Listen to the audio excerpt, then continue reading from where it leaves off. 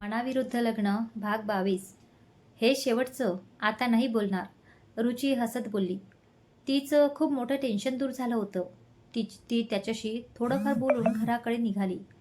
पण समीर मात्र तिथेच बसून होता. समीर पुटपुटला. पहिल्यांदा मिळणारा नकार पचवणे त्याला जड जात होते. रुची 2 तासाने परत घरी आली. तोपर्यंत अचानक बसणाऱ्या पावसाची रिपरिप बरीच कमी झाली होती. पण माहीत नाही का घरी येईपर्यंत वेगळीच हुरहुर तिच्या मनाला लागली होती. आणि तेवढीच ओढही. कधी एकदा घर येत असं तिला झालं होतं. आज तिने जो निर्णय घेतला होता तो प्रत्यक्षात आणला होता. कधी एकदा विक्रमशी बोलते असं तिला झालं होतं. आज सुट्टी असल्याने तो घरीच असणार होता हे तिला माहीत होतं. ती पटकन रूममध्ये आली. तिला विक्रम रूममध्ये दिसला नाही. ती हिरमुसली. खांद्यावरची हँडबॅग बेडवर टाकणारच की तिला बेडवरच विक्रमने साईन केलेले डिवोर्स पेपर दिसले. तिने ते हाती घेऊन पाहिले तर तिला त्यावर विक्रमने केलेली साईन दिसली. तशी तिच्या काळजातून एक आर्त कळ गेली. तिने त्याचा नंबर डायल केला पण तो कॉल उचलत नव्हता. ती पटकनच रूम बाहेर आली. आई, विक्रम कुठे गेलाय? तिने खूप हायपर होऊन निर्मलाला विचारले. अगं मगा तर घरीच दिसला होता, कुठे गेलाय काय माहिती. निर्मला म्हणाली, सांगून नाही गेला, पण काय झालं, तू एवढी टेन्शनमध्ये का आहे? आई, त्याने साईन केली आहे डिवोर्स पेपरवर. मला डिवोर्स नकोय आई, प्लीज सांगा ना कुठे गेला असेल तो. रुची काकुळतीला येऊन बोलली. निर्मलाने ते डिवोर्स पेपर पाहिले. निर्मला म्हणाली, तुला खरंच डिवोर्स नकोय रुची? रुचिता म्हणाली, नाही आई, मला डिवोर्स घ्यायचं नाही आहे. पण रुची, तुला माहीत नाही आहे, मीच तुला. त्या बोलतच होत्या की रुचिता म्हणाली, मला ते सर्व माहीत आहे आई. निर्मला आश्चर्याने तिच्याकडे पाहत होती. रुचिता म्हणाली, प्लीज आई, मी नंतर तुम्हाला सर्व सांगेल. तुम्ही प्लीज सांगा ना विक्रम कुठे गेला असेल. मी सांगतो वहिनी, तो कुठे आहे ते. दीपक दरवाजातून आत येत बोलला. रुचिता म्हणाली, कुठे आहे तो? दीपक म्हणाला, चला मी सोडून देतो तुम्हाला तिथे. ती टेकडीवर पोचताच तिथून धावत सुटली होती. दीपक मागून तिला आवाज देतच होता पण त्याचेही तिला भान नव्हते. पायातली सँडल धावत असतानाच तुटून गेली. तिला टेकडीवरचा रस्ता माहीत नसल्याने दीपकला तिची काळजी वाटत होती. वहिनी प्लीज थांबा, तो कुठेही जाणार नाहीये. दीपक मागून आवाज देतच होता पण तरीही रुची थांबत नव्हती. पावसाने आता जोर धरला होता. पावसामुळे ओली झालेली ती, त्यात मातीचा चिखल, अरुंद रस्ते, यामुळे तिला नीट पडताही येत नव्हते. अखेर दीपकच पडत जाऊन तिच्या जवळ कसा तरी पोहोचला आणि तिचा हात धरून नीट रस्ता पाहत चालू लागला. पण दूरवरून विक्रम दिसल्यावर परत तिने तिचा वेग वाढवलाच. सोबत त्याला आवाजही देत होती. दीपकचा हात तर तिने कधीच सोडला होता आणि कशी तरी साडी सांभाळत ती धावत विक्रमजवळ जाण्याचा प्रयत्न करत होती. शेवटी धापा टाकत ती त्याच्याजवळ पोहोचलीच. आज त्या बरसणाऱ्या पाण्याने त्यांच्या प्रेमाला नवा रंगच बहाल केला होता. तो बरसत होता आणि त्या बरसणाऱ्या सुरीत हे दोघेही प्रेमावेळ भिजत होते. पण त्याची पर्वा त्यांना कुठे होती. थोड्या वेळाने त्यांना श्वास घ्यायला जड झाल्यावर ते एकमेकांपासून बाजूला झाले. पण मिठी मात्र सोडली नाही. आता प्रेम व्यक्त करण्यासाठी त्यांना शब्दांची गरज नव्हती. विक्रमला तर आताही विश्वास बसत नव्हता, पण जे होते ते सत्य होते. रुची खरंच त्यांच्या समोर होती आणि तिने व्यक्त केलेलं प्रेमही तितकंच खरं होतं.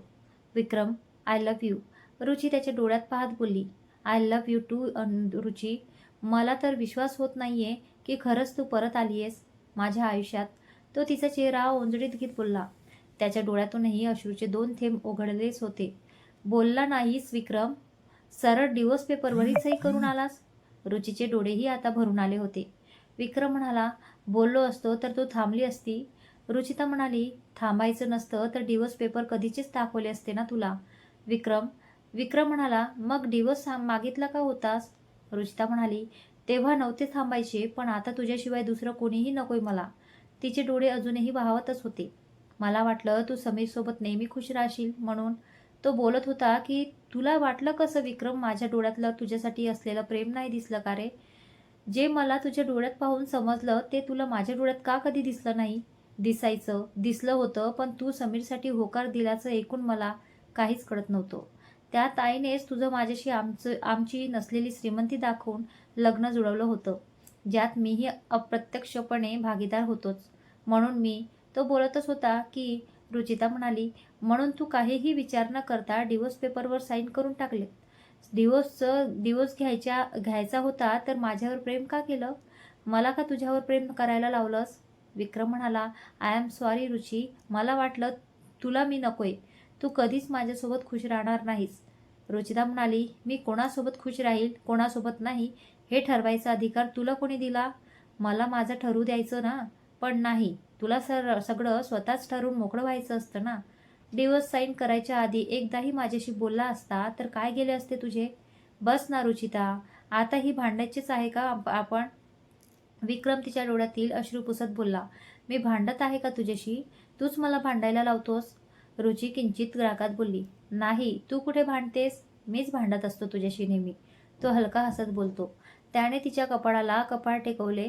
विक्रम म्हणाला, बस, पण तुला कसं समजलं मी इथे आहे ते? रुचिता म्हणाली, दीपक भाऊजींनी सांगितले, तेच आले इथे मला घेऊन. दीपकने आणले तुला? मग कुठे गेला तो? विक्रम आजूबाजूला पाहत बोलला, ते परत गेलेत मला इथे सोडून देऊन. रुची त्याच्याकडे पाहत बोलली. त्याचे लक्ष तिच्या पायांकडे गेले. तिचे पाय अनवाणी होते. विक्रम म्हणाला, तुझी चप्पल कुठे आहे? रुचिता म्हणाली, ती मी धावत येत असताना तुटली, मग रस्त्यातच टाकून दिली. एवढ्या धावत यायची काय गरज होती तुला? मी काय पडून जात होतो का कुठे? रुचिता म्हणाली, पडून गेला असता तर? तुझ्याशी बोलणे निर्थक आहे. पाय दाखव मला तुझा. विक्रम वैतागत खाली वाकत बोलला, त्याची काहीच गरज नाही. काही नाही झाले माझ्या पायांना. रुची पाय मागे घेत बोलली. विक्रम म्हणाला, शहाणपणा करू नकोस, गप्प पाय दाखव मला. रुचिता म्हणाली, तू त्या दिवशी तुझा खरचटलेला हात दाखवलास का? मग मीही तुला माझा पाय नाही दाखवणार. विक्रम म्हणाला, रुचिता, काय लहान मुलींसारखी वागत आहेस? रुचिता म्हणाली, तू काहीही समज, पण मी तुला माझा पाय दाखवणार नाही म्हणजे दाखवणार नाही. विक्रमने दीर्घ सुस्कारा टाकत कपाळावर बोट घासले आणि क्षणाचाही विलंब न करता तिला दोन्ही हातात उचलून घेतले. विक्रम, काय करतोयस? मला खाली ठेव. रुचिता पाय झाडत बोलली. त्याने तिचे काहीही न ऐकता तिला तिथल्या एका दगडावर बसवले आणि तिचा पाय हातात घेऊन पाहू लागला. विक्रम, तू आता जबरदस्ती करतोयस? रुची त्याच्या हातातून पाय काढत बोलली. त्याने तिला काहीच प्रत्युत्तर दिले नाही. त्याने परत तिचा पाय हाती घेऊन पाहू लागला. पावसाच्या पाण्याने भिजल्याने तिच्या पायाचा बराचसा चिखल निघून गेला होता, पण तिच्या पायाच्या बिचवी असलेल्या एका बोटातून रक्त निघत होते. दोन्ही तळपायात काही ठिकाणी काटे रुतून आत गेले होते. कुठून तरी रक्तही येत होते. तू वेडी आहेस का रुची? असं धावत कोण येत असतं? किती लागले पायाला? तुला काही कळते की नाही? विक्रम तिच्यावर रागावत बोलला. तिचे पाय पाहून त्यालाच जास्त वेदना होत होत्या. रुचिता म्हणाली, नाही कळत मला काही. तुला कोणी सांगितलं होतं डिवोर्स पेपरवर साईन करून देवदास बनून इथे रडत बसायला? मी रडत नव्हतो बसलो. विक्रम तिच्या पायाचं रक्त रुमालाने साफ करत बोलला. रुचिता म्हणाली, मग काय माझ्या विरहात पार्टी करत होतास की काय?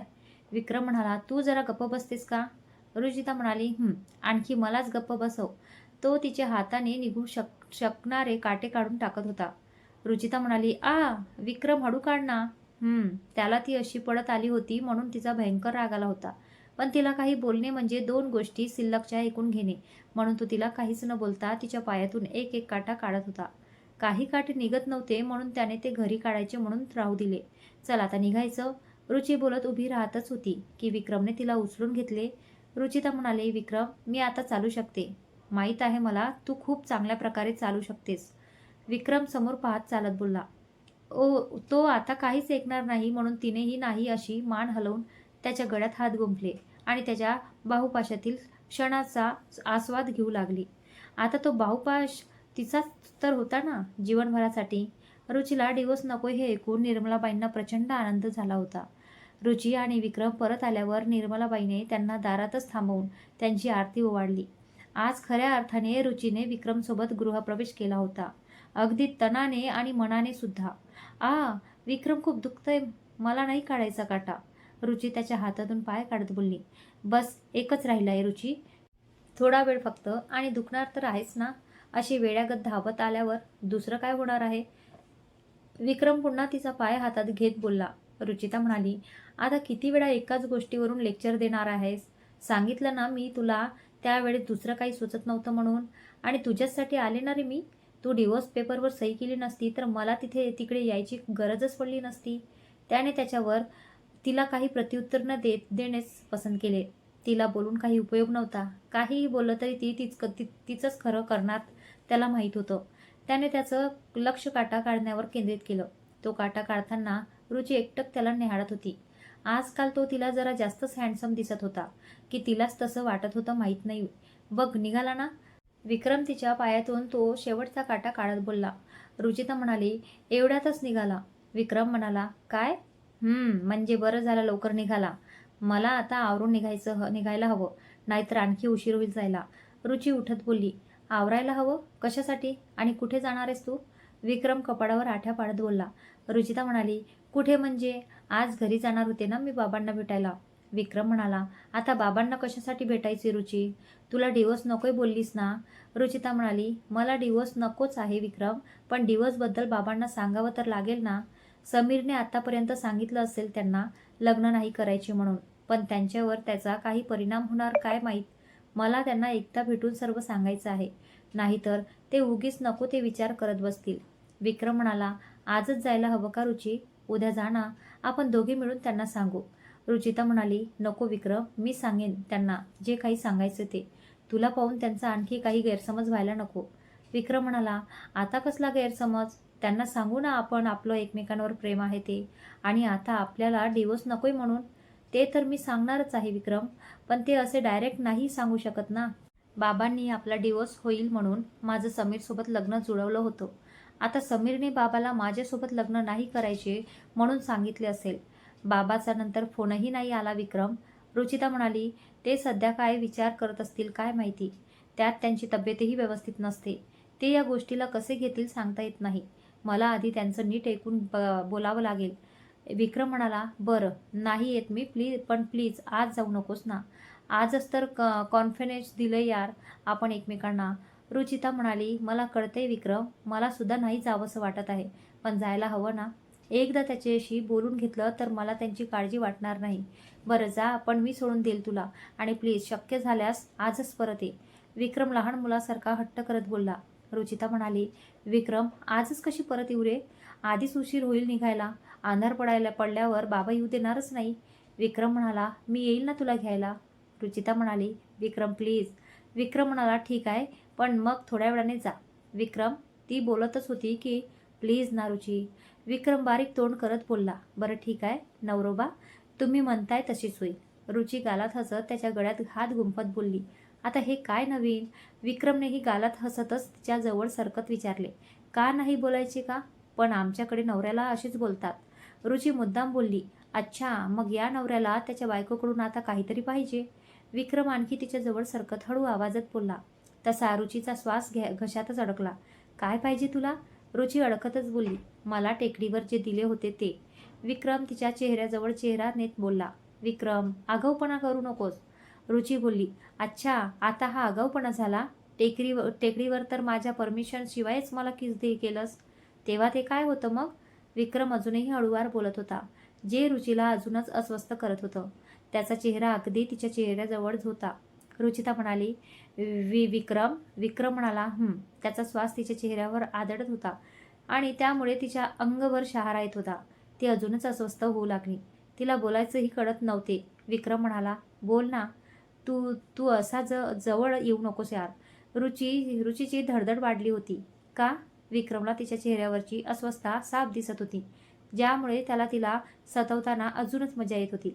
विक्रम, दूर हो ना पटकन, नाहीतर मी आत्ताच घरी जाईल आणि 2-3 दिवस परत येणार नाही. रुचीने तिचं अस्त्र काढलं तसा तो पटकन तिच्यापासून दूर झाला. काय रुची, तू पण प्रेम ॲक्सेप्ट केलं तरी साधं किस्संही करून देत नाहीस? विक्रम हिरमुसून बोलला. रुची म्हणाली, ते सगळं नंतर, मला वेळ हवाय त्यासाठी. घे वेळ. आधी प्रेमात पडायला एवढा वेळ घेतलास, आता त्यासाठीही निवांत वेळ घे. मी होतो तोपर्यंत म्हातारा. विक्रम बेडवरून उठत पुटपुटला. काय पुटपुटतो आहेस? रुचिताला त्याचे पुटपुटणे नीट ऐकू आले नाही. विक्रम म्हणाला, काही नाही, बस असंच सहज काहीतरी आपलं. ठीक आहे, आता तू रूम बाहेर जा, मला चेंज करायचं आहे.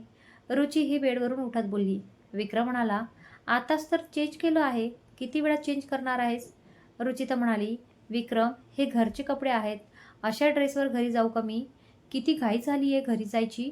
एवढी घाई मला प्रपोज करायची केली असती तर आतापर्यंत आपण आपला तो बोलतच होता की रुचिता म्हणाली, विक्रम जातो. विक्रम बोलून रूमबाहेर गेला. रामराव म्हणाले, प्रेमात आंधळी झालीयेस रुची तू. तुला तुझ्यासाठी काय योग्य आहे, काय अयोग्य तेही कळेनासं झालं आहे. तुला काय वाटलं मला कळलं नसेल? समीरने नकार का दिला ते? एवढा दिवस फक्त रुचिता रुचिता करणारा असा अचानक तुला भेटल्यावरच नकार कसा देऊ शकतो? मला तर आधीच वाटलं होतं तू विक्रममध्ये गुंतत आहे म्हणून, तर डिवोर्सची घाई करत होतो मी. रुचिता म्हणाली, बाबा फक्त समीर श्रीमंत आहे म्हणून त्यांच्यासोबत लग्न करणे योग्य आहे का? माझं त्यांच्यावर प्रेमच नाही तर मी त्यांच्याशी लग्न कसं करू? रामराव म्हणाले, विक्रमवर प्रेम होतं का? तरी लग्न केलंस ना त्याच्यासोबत? रुचिता म्हणाली, तेव्हा नव्हतं बाबा, पण आता माझं प्रेम आहे त्याच्यावर. प्लीज बाबा समजून घ्या ना. तुम्हीच बोलले होते ना, तुम्ही विक्रमशी माझं लग्न समाजाच्या भीतीमुळे नाही तर त्याच्यात दिसणाऱ्या खरेपणामुळे करून दिलं. तो पैशाने श्रीमंत नसला तरी तो मला नेहमी खुश ठेवेल. रामराव म्हणाले, हो बोललो होतो, पण तेव्हा मला समीर भेटला नव्हता. नाहीतर मी तुला तसं कधीच बोललो नसतो. विक्रमसोबत आयुष्य काढणं म्हणजे जीवनभर फक्त तडजोड आहे. त्याने तुला सुखात ठेवण्याचा प्रयत्न केला तरी तो समीर एवढा सुखात तुला स्वप्नातही ठेवू शकणार नाही. आता ही वेळ नाही गेली रुचिता, तू एकदा विचार कर. रुचिता म्हणाली, बाबा प्लीज, तुम्ही नेहमी समीर आणि विक्रमचं कंपॅरिझन का करत असता? मान्य आहे तो समीर एवढा श्रीमंत नाही, पण त्याच्या एवढं प्रेम माझ्यावर दुसरं कोणीच करू शकणार नाही. आणि तो फक्त पैशाने श्रीमंत नाही म्हणून मी त्याला डिवोर्स देऊ का? पैशामुळे प्रेम, काळजी, भावना याला काहीच महत्त्व नाही आहे का? रामराव म्हणाले, पैसा खूप महत्त्वाची गोष्ट आहे रुची. ती तुला आत्ताच कळणार नाही, कारण आता तू विक्रमच्या प्रेमात आंधळी झाली आहेस. पण एक दिवस तुला त्याची नक्की जाणीव होईल आणि विक्रमला स्वीकारून तू किती मोठी चूक केली आहे तेही तुला कळेल. बाबा तुम्ही असा कसा कसा काय विचार करू शकता हो? तुम्हाला माझी काळजी वाटते मला कळते, पण तुम्ही पैशामुळे कोणाला कमी कसे लेखू शकता? रुची डोळ्यात पाणी आणत बोलली. बाबाचा एखाद्याविषयी असा दृष्टिकोन ती पहिल्यांदा पाहत होती. रामराव म्हणाले, प्रत्येक मुलीसाठी तिचा बाप स्वार्थी असतो रुची, तसा मीही आहे. आतापर्यंत तू सुमनच्या हाताखाली वावरलीस. तुला तिने कसलंच सुख मिळू दिलं नाही. आता तरी तुला समीरच्या रूपात तुझं सुख, श्रीमंती, मान सन्मान मिळेल. तुला सुमनने जरी आतापर्यंत नोकरासारखं वागवलं असलं तरी आता तुझ्या हाताखाली नौकर चाकर असतील असं वाटलं होतं. पण ते सुख तूच तुझ्या पायाने लाथडून दिलंस. इथंही नोकर होतीस आणि आता विक्रमच्या घरीही नोकरासारखे काम करशील. रुचिता म्हणाली, आपल्या घरी काम केल्याने कोणी नोकर होते का बाबा? आणि आईने जरी मला नोकरासारखं वागवलं तरी विक्रमच्या आईने मला तिथली नोकर काय, त्याच घरची सून असल्याचीही कधी जाणीव होऊ दिली नाही. त्या मला नेहमी मुलीसारख्या वागवतात. बाबा, रामराव म्हणाले, फसवून तुला सून करून घेतलंय. तू सोडून जाऊ नये म्हणून मुलीसारखं वागवणारच ना? असं नाहीये बाबा. तुम्ही एका तर रुची बोलतच होती की रुची जाऊन झोप. खूप उशीर झालाय. तिला समजावून आता काही अर्थ नव्हता. ती आता तिचा निर्णय बदलणार नाही हे त्यांना कळले होते. ती डोळ्यातील पाणी पुसतच तिच्या रूममध्ये जायला वळली. दिव्या, जी त्यांचं संभाषण ऐकत दाराबाहेर उभी होती, ती रुचीची बाहेर येण्याची चाहूल लागताच पटकन तिच्या रूममध्ये गेली. सुमनबाई माहेरच्या एका नातेवाईकांच्या लग्नाला गेल्याने त्या घरी नव्हत्या. रूममध्ये आल्यावर रुचीला अजूनच रडू कोसळले. बाबांना कसं समजवायचं तिला कळत नव्हतं. बाबा तिच्यामुळे हट झाल्याने तिला खूप वाईट वाटत होते. ती रडत असतानाच तिचा फोन वाजला. विक्रमने कॉल केला होता. तिच्या डिवोर्स न घेण्याच्या निर्णयावर तिचे बाबा चिडले की काय त्याला विचारायला होते. वर तिची आठवणही येत होती. ती प्रेम करत नव्हती तरीही तेव्हा ती नसताना त्याला रूममध्ये करमायचे नाही. आता तर तिने त्याच्यावर प्रेम कबूल केले होते. त्यात ती प्रेम कन्फेस करायच्या दिवशीच माहेरी निघून गेली होती. मग आता त्याला त्या रूममध्ये कुठे झोप लागणार होती? तिचा फोन खूप वेळ वाजत होता, पण समोर असूनही तिने तो उचलला नाही. विक्रमला वाटलं ती झोपली असेल म्हणून त्याने पुन्हा कॉल केला नाही. पण आजही दोघे अविरत जागी असणारच होते. एक तिच्या आठवणीत तर एक आयुष्यातील दोन सर्वात महत्त्वाच्या व्यक्तींच्या विचारात. ती दोघांनाही गमावू शकत नव्हती, पण एकाला निवडून दुसरा तर निसटणारच होता.